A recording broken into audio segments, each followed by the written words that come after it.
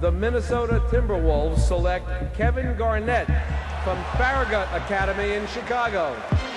Oh, Kevin Garnett. Here I come, world. Here I come. With the 5th pick in the 1996 NBA draft, the Minnesota Timberwolves select Ray Allen from the University of Connecticut. I'm a sniper. All right, I just sit in the bushes just waiting to light you up. well, let me see this. Allen is in another tag, another space. He's in an absolute stone-cold zone. Oh, Ray Allen! I mean, he's just having a field day out here. Anybody in the field that this man. With the 10th pick in the 1998 NBA draft, the Boston Celtics select Paul Pierce from the University of Kansas. Tough shot. Paul Pierce! Rick Hamill and David Aldridge of TNT back here at the new Garden. And while the fans of Boston have had to wait a long time, 22 years between championships, the Boston Big Three of Kevin Garnett, Paul Pierce, and Ray Allen have had to wait a long time, their entire careers, for their first championship individually, and they've each taken different roads to that goal. Now, last summer, Danny Ainge, Executive of the Year, made the big trade to bring Kevin Garnett to Boston, and that move made the Celtics legitimate contenders to win the championship. Garnett's career has now taken him from high school all the way to the top of the NBA mountain with a championship. The kid has come a long way. You're absolutely right. I mean, you think about what this guy had to go through in Minnesota, coming in as an 18-year-old, first high school player in a generation to be drafted, and make that jump. And then he started to build something in Minnesota. First was Stephon Marbury. But they go out 6 straight years in the first round. 6 straight years in Minnesota, they did not get out of the first round. You think about what that does to a guy's competitiveness, to his drive, to his determination.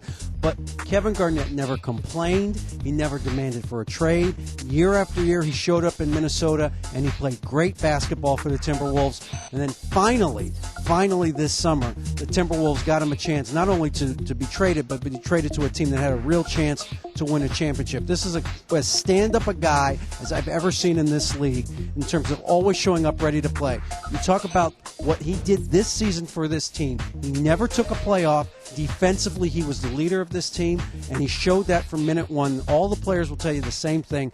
This was the guy that drove us all season long. 12 seasons for KG in Minnesota. Made it past the first round one time. 1 season in Boston, and he's already a champion. And you think about the season, just a dream season for KG, past the 20,000-point plateau, past the 11,000-rebound plateau, wins Defensive Player of the Year, and wins his first NBA championship. Now, Paul Pierce is the guy that has been here in Boston the longest, 10 years, through all the ups and downs with this franchise. In fact, no player in Celtic history had played more games in Boston without winning a title. But now Paul Pierce is getting fitted for a shiny, expensive ring. Yeah, again, remember 1998 in the draft. He goes 10th overall in the draft. Some of the guys like Michael Olowokandi and Tractor Trailer and Rafe LaFrentz get drafted before this guy. And he said, I'm going to remember each of the teams that passed on me, and I'm going to make them pay. And he did for a large part of his career. He was on good teams here in Boston with Antoine Walker. They got to the conference championship in 2002 against the Nets. But then it started to fall apart for this team. And he became a good player on a really bad team, a series of bad teams. They went young. Danny Ainge decided to go young. They drafted younger and younger guys. And Paul Pierce got more and more frustrated. Last year he broke his foot. He missed 47 games. And at the end of last season, hey, look, he wanted out. And they may deny it now, but he didn't want to be here anymore, especially if they were going to win the lottery and take another young guy in Greg Oden. But as fate would have it, they didn't win the lottery. That meant they could trade that pick. They traded the pick for Ray Allen. The Allen trade allowed them to make the Garnett trade, and here we are a few months later with Boston winning the championship, with Paul Pierce being the MVP, showing everybody he was a great player and that Shaquille O'Neal was right. He's the truth. He is the truth, and Ray Allen's pretty good himself, and throughout his career was a top-scoring option on the Bucks and then on the Sonics. But here he's taken somewhat of a complimentary role to get a championship. Yeah, I mean, Ray Allen was a guy that, has been as good a shooter as we've had in this league over the last 10 years. Great jump shooter, great penetrator, very good with the ball, played on some decent Milwaukee teams. They got to the conference finals in 2001, lost to Philadelphia. But other than that, really mediocre teams in Milwaukee. George Karl said he thought Ray Allen was too pretty to be a superstar, wasn't tough enough. After 7+ years in Milwaukee, they trade him to Seattle. They didn't put a good enough team around him over the last few years, and then they decide they're going to rebuild totally. Instead of keeping him and Rashard Lewis together and drafting Kevin Durant, they blew it up. And they said, we're going to build around Durant and Jeff Green. So here he goes after a long career. You wonder if he's got anything left in the tank.